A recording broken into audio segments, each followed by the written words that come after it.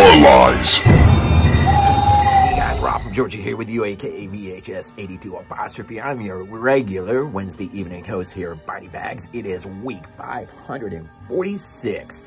It is a week in which we do films from a particular year. This week happens to be 1973, the year my wife was born. So it's pretty special to me. But, so all week long, that's what you're getting, is a nice little mini dive into the films of 73. So I'm really looking forward to just seeing the reviews throughout the week. This one I'm going to be very, very delicate with. You know, it's with a film that is, in this case, Antonio Margheriti's, 7 Deaths in a Cat's Eye.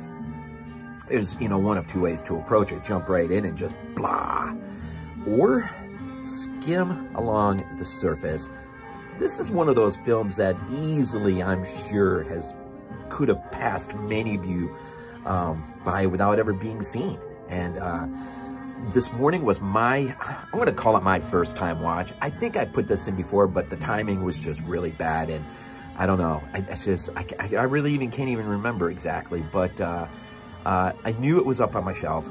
And I knew with 73 week coming up, maybe this was the time. And I always do much better when I'm early morning, my movie room is pitch black, and we put it on, and I'm gonna just say this movie astounded the freaking crap out of me. But I'm gonna gently skim like a nice little water bug across the surface. I am not ruining crap, man, because that's anything but what this film is. This movie, man, is easily one of my, it will become one of my favorite go-to gothic giallis.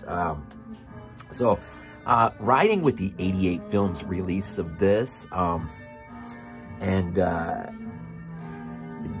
the cat plays it really interesting. I'm just gonna I don't usually do this, but I'm gonna go off the back real quick, and then I'm just going to comment. The McGreefs, a wealthy Scottish family, are rocked by a grisly murder on their estate. The youngest, Coringa, played by Jane Birkin, finds herself embroiled in an increasingly bizarre saga as the bodies pile up. Coringa starts suspecting someone within her own family of the murders. Is it her arrogant cousin, James, played by Hiram Keller? Their seductive French teacher, Suzanne, played by Doris Kunstman? Or her own mother, Alicia, played by Negli? That's how you say it. Or can the legend of the McGreef family be true? That any McGreef killed by the hands of another will bring about a vengeful curse on the whole clan. In this case, that one will come back as a vampire, which is an interesting, just one of the many layers of this within this film. Italian film legend Antonio Margheriti, infamously known for The Long Hair of Death, which might be his masterpiece, delivers the stylish gothic giallo with all the visual panache that made him the icon he is today. And Riz Ortolani, who did the score for Cannibal Holocaust, supplies a beautiful score in this lushy shot creeper. So bask in the glory of this new 2K scan courtesy of 88 Films. And I do have to say, the new scan is this. It looks great. It really, really, really looks great. And so basically, as I just already skimmed across the surface a little bit, you have this family and this Scottish estate, and the mother of this, we'll just call her the first lady of the estate, is doing everything within her power to hold on to the estate, no matter what the cause. And I do believe if all these things worked out, her sister, who comes to stay, even so briefly, tells her, you can't afford this place. You're not going to be able to keep affording it. So just get out now, sell it while the getting is good, and just move you and her family, your eccentric son, to Europe, where you can live much better. Now, I mean, there's a lot of aspects to this film, man, that I could really dive into, and I just want to be so careful. But I'll just say this: the cinematography is absolutely beautiful. The castle, the estate, you got your hidden passageways. You've got a cat that seems to be very close to the scene of the action that will ensue. It seems our cat is most intrigued by all of the intrigue. And there is a lot of intrigue, man. You've got a lot of moving pieces in this thing. You've got a lot of, let's just say the red herrings are abundant. And really, there are a few various pathways that can be taken in terms of trying to figure things out. But you do have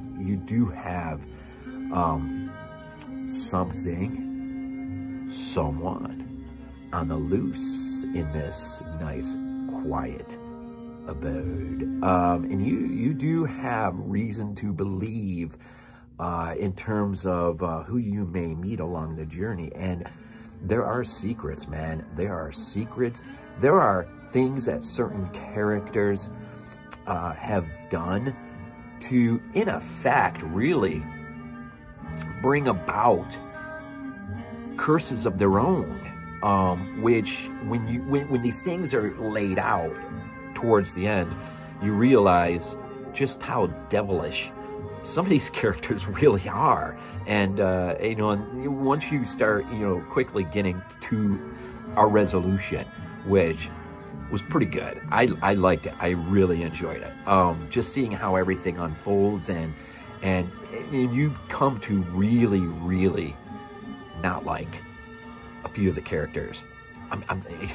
The score is phenomenal. The creepiness, the atmosphere. You got graveyards, tombs. You've got apparently once the murders begin, you've got coffins that seem to have been opened up. Bodies that seem to be have gone missing.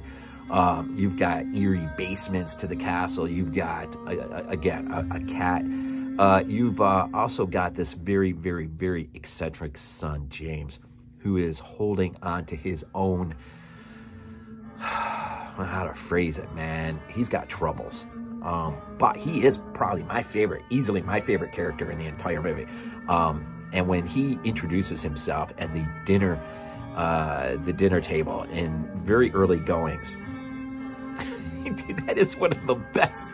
That is one of the best scenes I have seen laid out in quite a while, man. I thoroughly. This is one of those scenes, at least for me personally, I could just put this thing on, go to that scene, and just watch that scene 3 or 4 times in a row. I absolutely love that scene, and he as a character is freaking phenomenal. And he's got a pet too, which is a very interesting backdrop.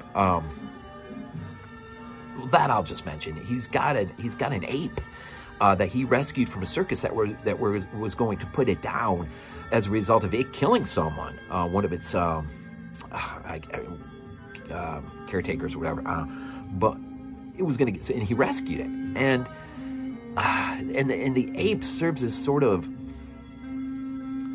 a mirroring effect of James himself and his character. It's really interesting. Just the depth in the writing is really fascinating. Yeah, secret passageways, which are used abundantly and at very convenient moments. This was a fun movie, man. This was a really fun movie. The family, the myth, the lore that surrounds the family in terms of if a McGrief is ever murdered, they'll know it because of 2 things. A cat will find itself on top of the coffin or the body, and that is a signal right there that something not good has just happened. Or the legend that one will come back. And the film, Margheriti, plays on a lot of this and has fun. You can just tell. I think this is one of those movies that you can just tell the director is having an absolute blast. I think. I mean, because I had a blast watching it, and I had a blast with the characters. And our French teacher, Suzanne, she is, man, I'm telling you, man, she's twisted. She's twisted. And there are several characters that are, in their own way, they're twisted. but they're so much fun to watch on screen. And so much layering and so much, again, intrigue is the best way to put it. It's one of those movies that you really shouldn't have ruined for you. You should just, you know, if you're an early morning person or whenever that time is, find that perfect moment. And if it's by yourself or with someone, make sure you're in a pitch black room. And in terms, I mean, I watched it with the English dub, but with the subtitles, and they did not match at all. I mean, it was really, really sort of, it was almost kind of like almost having two simultaneous conversations going on. I don't know, without going back rewatching, I don't know what the best way to watch this is. Perhaps with the Italian and the subtitles on, might be a closer, I wouldn't know, I don't know. I would imagine it's a closer fit than the English dub, which in of itself can be off track from the original language, and then you mess it up even more with subtitles. So I probably kind of hurt myself a little bit, but that didn't change. I didn't change at all how much I really got into this. And I just loved it, man. And this is 73. It feels like a film that is not wanting to leave the past behind while it has one foot in the present moment. And you think of in 70, of course, Dario comes on the scene with the bird in the crystal plumage, and you wonder if Margheriti is just saying, you know, hold on, let's not leave this time yet, but let's have some fun with where we're headed, and that is with the whole phenomena of the gialli, right? Which, of course, Dario Argento will master very quickly. Margheriti's like, hold on, man, hold on a minute. And he sets it in a Gothic setting with a lot of, and it does, I'll say this, it does, no, I won't say it. I was going to say what really the core of perhaps what may be the hidden motive, but I'll just leave that. I really want you to see this. This is a movie I really, really want you to see really bad. But again, you just make sure, man, make sure you just go into it patiently and just let yourself just fall in and really just kind of soak it up, take it up, and have fun, man. This is definitely one. I'll say this on my closing words. I'll say this. This is my 4K collection is very, very, it's pretty small. It's intimate in terms of, it's usually just the films I'll get on 4K are the ones very near and dear, close to my heart. If this ever gets a 4K, and it may has, I don't know, I don't think it has, but if it ever gets a 4K, this is definitely one I will think long and hard on about getting it on 4K and putting it in my collection. I really dug it that much. But, you know, film is subjective, and so to each his own, they must dive in and figure things out for themselves. So, but I'll say this, man, I enjoyed this. I enjoyed this to the max. This was a lot of fun. It's one of those where you just don't want your time with certain characters to end when the film does reach its resolution. It's great reveal. You don't want it to end. At least I didn't. I wanted the relationship I was building with certain characters to continue onward. Every film's got to end at some point, which I think the runtime is 1 hour and 35 minutes, maybe, if I'm not mistaken. So if you ever get a chance to see it or have seen it, please, if you drop a comment by chance, don't spoil it, please. If you've seen it and enjoyed it, just tell me how much you enjoyed it if you did. Anyhow, that's why I always end these things off with, go Bills. I say that, and I'm always wearing my Georgia gear. It's because I am a huge rabid Bulldog fan. But I do love my Bills, man. I do love my Bills. So with that, enjoy. I was going to say the eclipse, but that would have already happened on Monday, as this drops on Wednesday. Hopefully, we're not moving towards the end of the world. I don't think so. I hope it just comes and goes and we move on with life. But anyways, as always, go Bills. This is not a dream. Not a dream. We might be useful to